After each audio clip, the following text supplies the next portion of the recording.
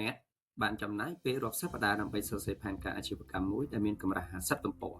ប៉ុន្តែគ្មានអ្នកណាអានវាតទៅសោះហើយយុទ្ធសាស្ត្រនោះក៏ត្រូវទុកចោលនៅលើទូ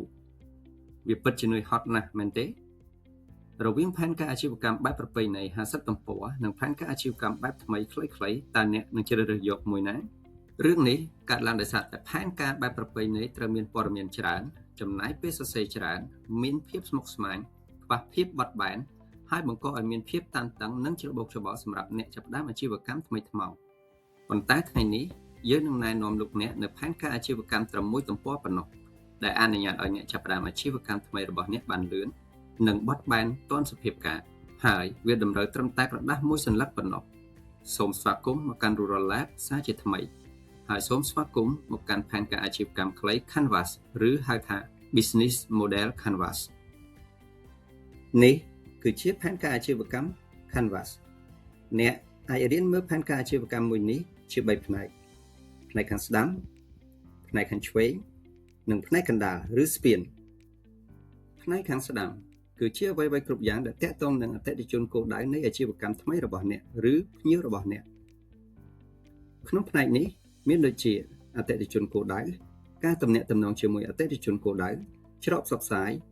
និងច្រកលុយចូលអតិថិជនគោលដៅគឺជាការពណ៌នាអំពីក្រុមមនុស្សដែលមានបញ្ហាហើយត្រូវការផលិតផលឬសេវាកម្មដែលអ្នកបានបង្កើតដើម្បីជួយដោះស្រាយបញ្ហារបស់គាត់ឧទាហរណ៍ដូចជាអាយុ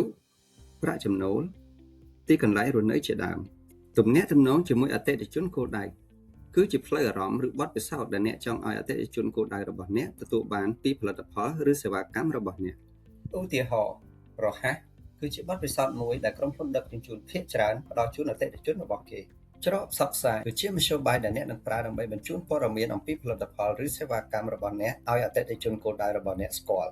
ឧទាហរណ៍ដូចជាតាមបណ្ដាញសង្គម Telegram Google My Business TikTok Facebook ឬក៏ខិត្តប័ណ្ណផ្សព្វផ្សាយជាដើមច្រកលុយចូលគឺជាសេវាកម្មឬផលិតផលទាំងឡាយដែលអនុញ្ញាតឲ្យអ្នកលក់បានលុយ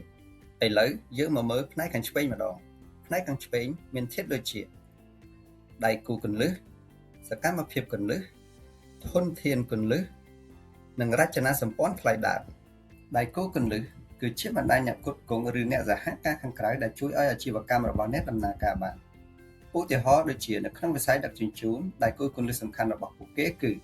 ភោជនីយដ្ឋានដែលលក់ម្ហូបនានានិងក្រុមអ្នកដឹកជញ្ជូនម្ហូបទាំងនោះសកម្មភាពគន្លឹះគឺជាសកម្មភាពសំខាន់ដែលអាជីវកម្មត្រូវអនុវត្តដើម្បីទទួលបានជោគជ័យ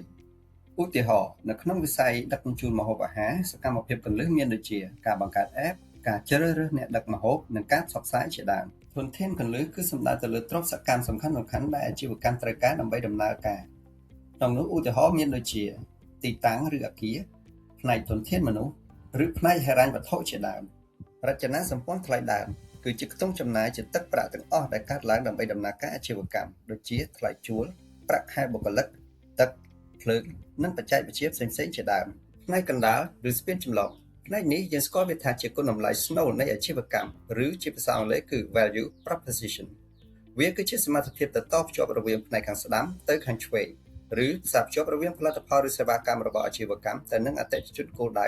ដើម្បីឲ្យអាជីវកម្មឈានទៅដល់ការបង្កើតប្រាក់ចំណូលឧទាហរណ៍ក្នុងវិស័យដឹកជញ្ជូនម្ហូបអាហារគុណតម្លៃស្នូលនៃអាជីវកម្មរបស់ពួកគេភាគច្រើនគឺងាយស្រួលនិងសន្សំសំចៃពេលវេលាក្រោមគុណតម្លៃនៃភាពងាយស្រួលនិងសន្សំសំចៃពេលវេលាទាំងនេះហើយដែលនាំឲ្យអតិថិជនសម្រេចចិត្តប្រើប្រាស់សេវាកម្មដឹកជញ្ជូនម្ហូបអាហារទាំងនោះសូមចំណាំថាការរៀបចំផែនការអាជីវកម្មតាមបែប Business Canvas គឺសមស្របសម្រាប់អ្នកចាប់ផ្ដើមអាជីវកម្មថ្មីថ្មោងឬអាជីវកម្មដែលប្រើប្រាស់ដើមទុនតិចវាផ្ដល់ភាពងាយស្រួលបត់បែនបានលឿននិងជួយកាត់បន្ថយសម្ពាធឲ្យជួយឲ្យអ្នកផ្ដោតតែលើចំណុចដែលចាំបាច់បំផុតវាមិនមែនមានន័យថាផែនការអាជីវកម្មបែបបុរាណមិនល្អនោះទេប៉ុន្តែនៅពេលដែលអាជីវកម្មរបស់អ្នកលូតលាស់ដល់ដំណាក់កាលធំជាងមុនឬចាប់ផ្ដើមក្នុងទំហំធំតាំងពីដំបូង